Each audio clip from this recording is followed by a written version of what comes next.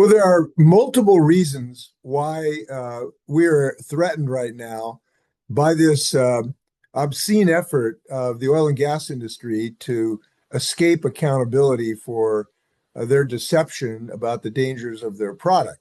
Our health is at risk, our democracy is at risk, our sense of accountability and justice are at risk.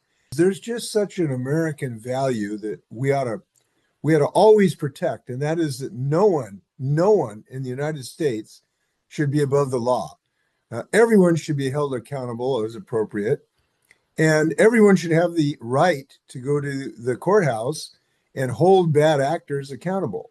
And this is a principle of equality, and equality, I think, is one of the greatest virtues that was enshrined in our Declaration and Constitution. And yet, this oil and gas industry somehow thinks they should be put on a pedestal and should be able to do whatever they want, free of accountability to the American public.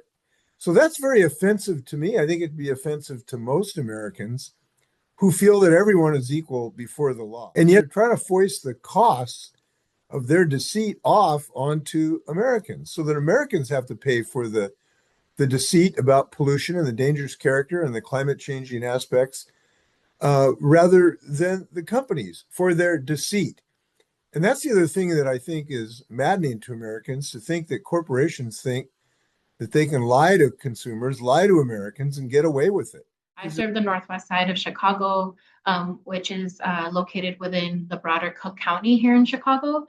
And last year alone, we had over 10,000 homes that reported flooding in our area. And across the county in themselves, there was about 75,000 homes that had to claim flood insurance claims, which is about $600 million in damages. And so when I really think about those numbers, it tells me obviously this is a really, really big problem in terms of what is occurring already at the steady pace of climate change occurring right now. But what we often hear from our constituents and community members is, I'm losing everything. I'm losing my home, I'm losing belongings, I'm losing my community because I'm going to have to leave. And that's really what we know, is that community is already facing the brunt of what is happening. It's working class neighborhoods like mine, communities that really don't have this cushion to be able to withstand all of these changes and that are being asked to pay for this over and over and over again.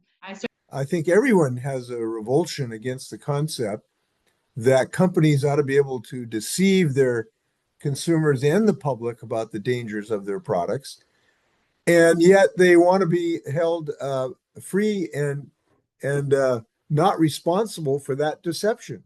Look, I've had two whole towns burned down in my state, Medical Lake and Malden, in wildfires that are becoming much more frequent because of the pollution that the industry didn't want you to know about. We've had floods that were just catastrophic this year. We have hardly any snowpack in the western United States, and we're going to have drought and wildfires coming this summer. So the damages that people are suffering are profound.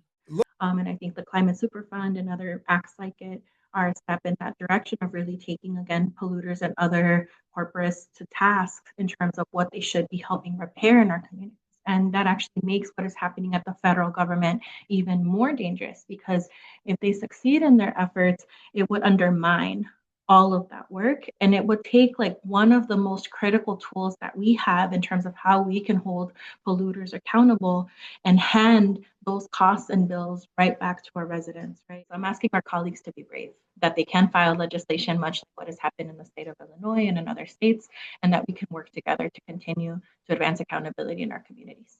So Well, I practiced law for 20 years in a small town in Eastern Washington. And one of the glories of democracy is that anyone has access, at least today, to the courthouse. If they've been wronged, if they've suffered because somebody hasn't followed the law, they have access to the courtroom. And it is a very equalizing, leveling institution where everyone can be treated equally before the law. But this effort by the oil and gas industry is that they would put up a sign over the courthouse that you're not welcome here. You can't come in. I hope people will stand up for democracy, stand up for affordable clean energy, stand up for the principle that we shouldn't be lied to, and stand up the concept that everyone, no matter how big, small, rich, urban, rural, should have keys to the courthouse. We have to protect the rights of states like ours to be able to hold polluters accountable. And we have to continue to work together to make it crystal clear that industry is not above the law. Right now, the cheapest electricity is not coal, it's solar, wind, and batteries. And now we got EV cars coming on like crazy. But the fossil fuel industry doesn't want to compete with these cheaper sources of energy. So I think we all can play a little role of Paul Revere here, which is to let your community know and your voters and your colleagues know that the oil and gas industry is coming. They're coming for your rights. They're coming for your ability to have a day in court. And they want to take those rights away from you. And I think it's important to let people know about that threat. As I've indicated, the oil and gas industry doesn't want to really have a big debate about this. They just want to slip something in some bill that has to pass so the public never even hears about it.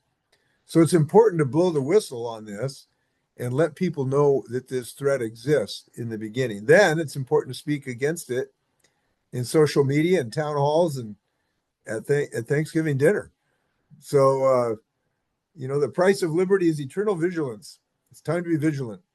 I see what is happening in terms of the fight for immunity in big oil that is being led by polluters and corporates as a symptom of a moral lack of clarity in our federal administration. And it means that the fight for democracy exists on multiple domains. And so I think that has become crystal clear for residents that say, I'm not being seen by my federal government. So of course, the same way that they disappear my neighbors and the same way that they come into this community and say that something is not possible, it's actually not that crazy.